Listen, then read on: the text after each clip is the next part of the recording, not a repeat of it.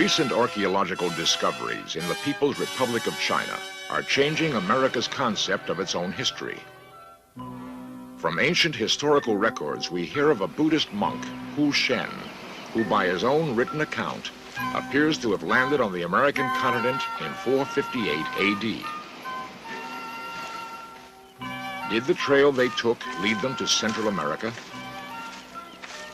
Now, new discoveries off the coast of California may furnish proof that America was discovered by Chinese explorers over 1,000 years before Columbus.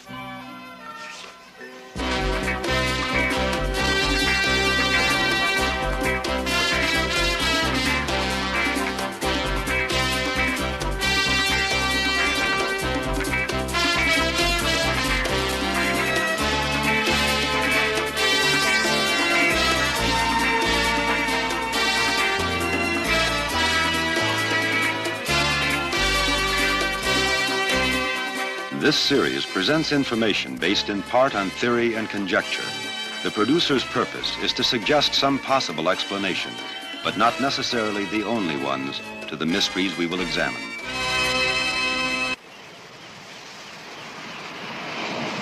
The rocky coast of Cape Mendocino in Northern California is one of the places where some scientists believe Chinese explorers landed on our shores many years before Columbus. Larry Pearson, a marine archaeologist, searches beneath the seas for evidence of such voyages. Larry is one of the few respected scientists who believe there is an element of truth to be found in ancient Chinese tales. The Chinese memorialize their legends by staging historical pageants. One story tells of a skillful magician who, when sent on a secret journey by his emperor Qi Huangdi, returned with reports of a land far away across a vast ocean. Presenting his report, he stated that it was a land of mighty rivers and mountains. Here, strange people dwelt whose gods granted them the gift of the elixir of life. He pleaded for this gift of immortality for his master, but it was denied him. He claimed it could only be parted with in exchange for rich gifts. 1,000 noblemen and beautiful maidens were required, together with skilled craftsmen. Excited by the prospect of eternal life, the emperor gave leave to proceed. The magician gathered together a large group capable of starting a new colony. They built the necessary ships. The fleet set sail and was never heard from again. 10,000 miles away, and 2,000 years later, Larry Pearson travels the coast of Northern California to investigate Indian legends. He hopes to find tales confirming contact between Asia and pre-Columbian America. His first stop is the American Indian Center at Humboldt University, where he consults with Indian expert Bobby Lake. The Pit River Indians and the Pomo Indian tribal group of northwestern California have an ancient myth or legend or folklore that talks about a giant bridge which went from this area across the ocean to another race of people who they felt or thought or believed were Indians, but their skin color was different. It was more yellowish. And the way the old legend goes is the world was purified by water, and everything on earth was destroyed. And many of the high priests and religious leaders knew this was going to happen, so they gathered the people together and they moved up high to the high tops of the mountains. And while they were up there, some of the visionaries or prophets began to see another race of people who looked like Indians but were yellow-skinned. So somehow or other, you might call it mental telepathy, they started to build a bridge from this part of the continent, while that other race of people started to build a bridge from the other continent. And somewhere in the middle of the ocean, they linked up together and they communicated with each other. And what really signaled all of this was the rainbow. As the yellow race of people left and they were going back, a rainbow came up. And they said someday this physical bridge will be gone, but remember us, our brother, because the rainbow will always be there. Nearby, where the Klamath River meets the sea, Larry seeks further information from the local Indians. Florence Shaughnessy has lived beside the Klamath River all her life. We're called the Yurok people, but in Indian, we're called Pulik La. We are the people that walk by the ocean.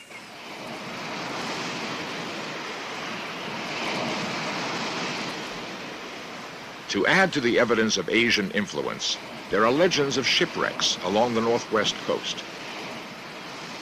The story was that they found parts of Chinese junk along the coast near Tillamook, Oregon. And so they had the divers go down, and they did find that it was old. So they figured that the Chinese came over, got caught in a storm, probably all perished, or maybe some of them swam ashore. And they say that some of those Chinese must have survived, and then they went inland, and there was Indians, living all around the coast there, that they intermarried there, because some of the Indians from certain parts of Oregon are slant-eyed, and their skin is just a little different color than the Bronze Indians. The Japanese current flows eastward along the 40th parallel, then merges with other currents and reaches the coast of California. There it splits, one half flowing north to Alaska, the other moving south along the coast of Mexico. At the division, a churning occurs, which is so furious that many vessels riding upon it have been dashed to splinters.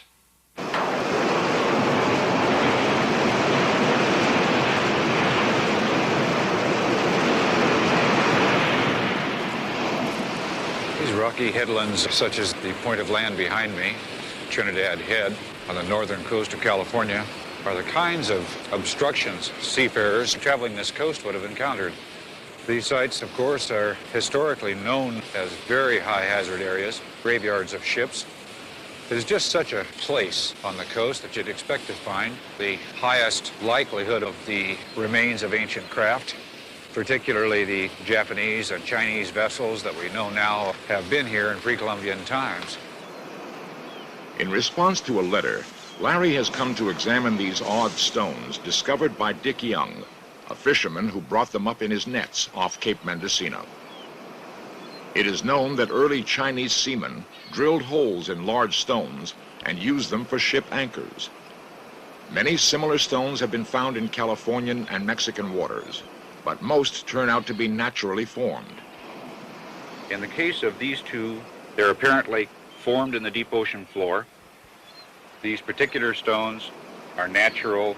The nucleus could have been a whale bone, a whale vertebrae, but the shape of the hole, the ridges inside, there is no taper here. There are subtle nuances in the hole itself to lead me to believe that they are indeed natural formations rather than being man-made.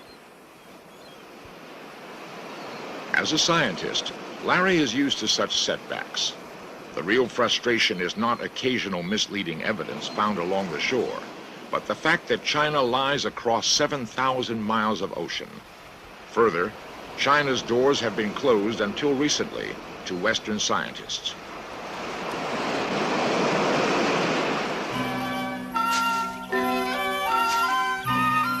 On a recent trip to the People's Republic of China, the In Search Of crew filming in a rural area found some large old stone rollers on a farm. We were interested to learn that these rollers had often been used as ship's anchors in early times. They are still used by some Chinese riverboats today, ships of ancient design called junks. They are basically river vessels used by fishermen for centuries. In the famed Peking Museum, we found evidence that much larger seagoing junks once existed in the distant past. The skeleton of a giant sailing vessel has been uncovered. A fleet of ships of such size could have carried thousands of passengers. Remnants of this huge rudder indicate the ship was hundreds of feet long. A modern Chinese artist depicts how a fleet of these huge junks would have looked.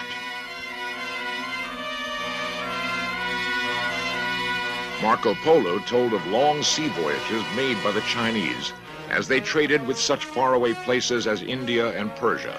but these were coastal trips. Could Chinese junks have survived long voyages in the open Pacific?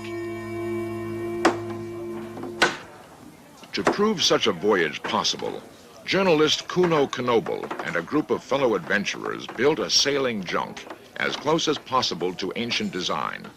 They named it the Taiki. Their plan, to catch the Japanese current to the North American coast, then southward to Central America. Despite calms and storms, all went reasonably well, until midway. They discovered the ship was under attack by thousands of sea worms, burrowing into the wood and undermining the hull. It was then that the typhoon hit.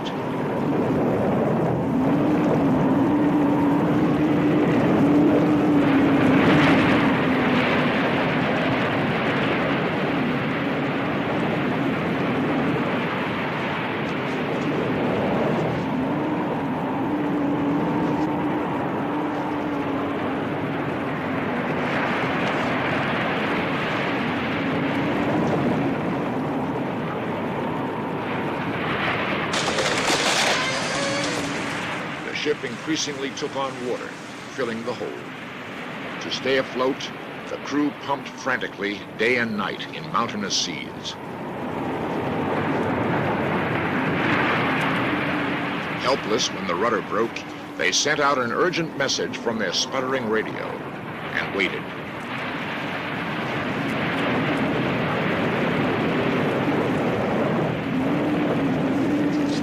Their message had been heard. First, a Coast Guard plane from Juneau arrived, dropping supplies. Shortly thereafter, they were picked up by a freighter from which they watched their dream, the Taiki, lurch aimlessly away, lost over the horizon. In spite of shipworms and storms, they did pass the midpoint in their journey, proving that ancient junks were capable of lengthy voyages in the open sea. There are other discoveries which could prove that early Chinese explorers did complete such voyages 1,000 years before Columbus.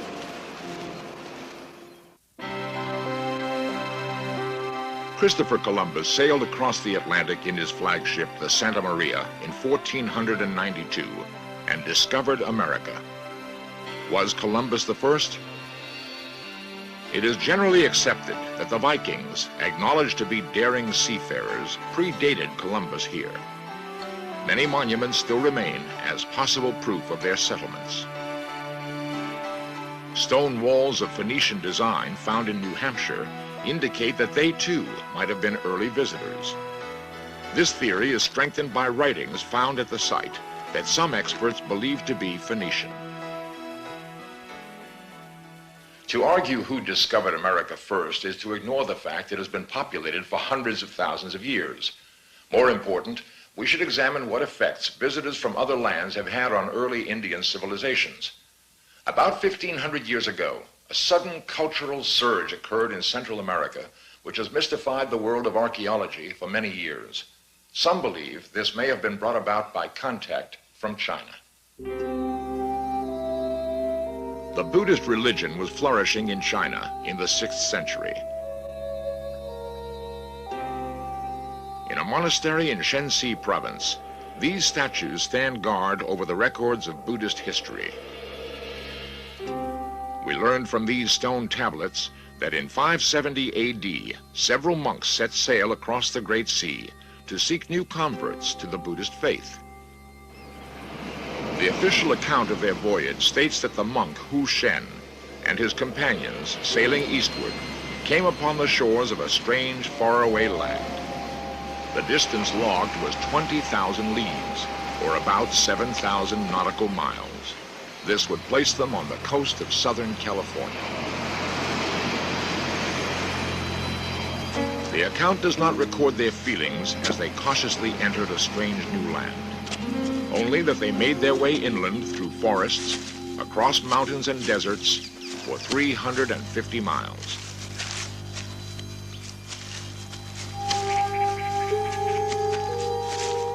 At last, They stood on the rim of a great canyon, banded with many colors.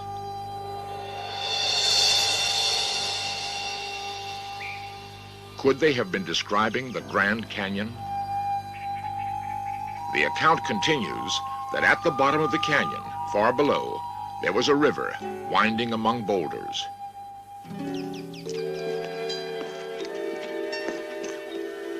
Making their way south, they crossed a great desert where the inhabitants ate the purple fruit of a strange tree they called the Fu Song tree. Was this a cactus? Finally, they came through dense jungles, arriving, some believe, in Central America, just prior to the great cultural flowering of the Mayan civilization. That the learned monk Hu Shen could have brought the Mayans advanced knowledge from China is discussed by Dr. James Moriarty of the University of San Diego. I hold with many archaeologists that Central American and Mexican cultures, early ones, may very well have been influenced by some type of Asiatic contact. My reasons for this are not unique, and they're found in the works of many who since the 1800s, late 1800s, have worked on these problems. During the Han Dynasty, a certain type of bowl with certain kinds of feet was a prominent feature of that culture. You will find similar bowls in some Mexican cultures. You will find jade work, which has been much discussed by some of my colleagues, which certainly shows Chinese influence, and possibly even some pieces that are of Chinese origin. In China, we were permitted into the Forbidden City. The former imperial palace is now a museum, housing special relics of the past. We were allowed to film the ancient jade soldier. The soldier's body, in burial, had been completely encased. It is significant that jade burial masks of the same period have been found in Mayan excavations.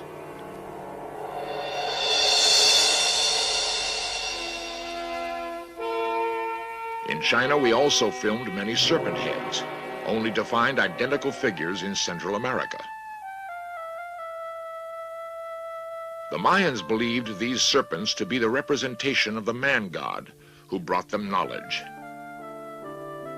Is it possible that this contact with Chinese culture accounts for the Mayans' remarkable knowledge of astronomy? Or mere coincidence that this Mayan calendar is similar to Chinese calendars of the period? In many Mayan museums, we found startling items. There were never any elephants in America, yet this Mayan relief depicts one. The Mayan face had a distinctive shape, yet occasionally faces are found that appear to be Chinese. The Mayan god of happiness is unmistakably Chinese. The image of this bearded man continues to be a mystery. It is known that Indians do not have facial hair. Who then was this Oriental man found in Mayan excavations?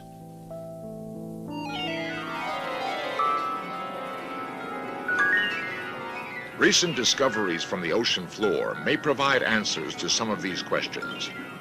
It is fortunate that these divers off Redondo Beach, California, were alert enough to recognize something unusual. Bob Maestro and Wayne Baldwin have discovered what are believed to be Chinese stone anchors. We were out scuba diving one day, and the water was dirty, and we started looking for other things other than lobsters. And I noticed this stone that had an indentation in it. And I started scraping the little rocks and shells off, and I noticed the hole got deeper and deeper and deeper, and so I lifted the stone up, and it had a perfect hole in it. Realizing that they may have found something unique, they decided to bring the stones to the surface for further examination.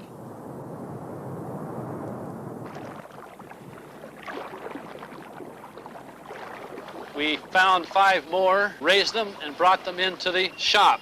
This large stone here that you see weighs over 1,000 pounds. As we were raising it, it just broke the surface, and then itself broke in half and dropped to the bottom. two questions must be asked regarding any of these possible anchors. First, are they from China? And second, how old are they? Of all the unusually shaped stones that have been found, there was only one example which was datable. That would be the stone found at the Patton Escarpment site. Samples were sent to Dr. Wang, who was a Chinese geologist. His analysis and comparative studies with known ancient quarries on the coast of China proved conclusively that the materials had come from China. The datability was in the form of a manganese concretion that had achieved a 3-millimeter thickness on this stone. The rule of thumb rate for manganese accretion is about 1,000 years per millimeter, allowing a 50% error. This stone is still obviously pre-Columbian. It has been established to Larry Pearson's satisfaction that at least one of the stones is from China and is more than 1,000 years old. However, he still seeks more definitive answers that he believes will be found in the waters of the Pacific, proving the presence of Chinese explorers.